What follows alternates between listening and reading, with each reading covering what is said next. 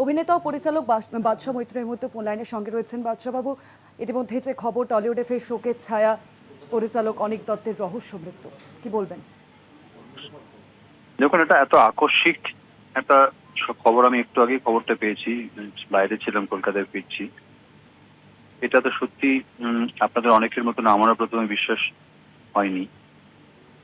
আর এই মানুষগুলোর মানে সব দিক থেকে, মানে পরিচালক হিসেবে যেরকম গুণী, মানুষ হিসেবে সেই রকম মেরুদণ্ড সোজা রেখে মাথা উঁচু করে যে কয়েকটা মানুষ আজকের আমাদের সমাজে পরিচিত মানুষদের মধ্যে যে কজন, হাতে গোনা যে কজন মেরুদণ্ড সোজা রেখে বাঁচতে পারে এবং অন্যদের বাঁচতে উৎসাহিত করে, অনেকে তার মধ্যে একজন। তা এই মানুষগুলো চলে যাওয়ার সমস্ত দিক থেকে পরিচালক হিসেবে একটা ইন্ডাস্ট্রি একজন গুণী পরিচালককে হারালো, সমাজ একজন মানে ভালো মানুষকে হারালো, আমরা একজন বন্ধুকে হারালাম।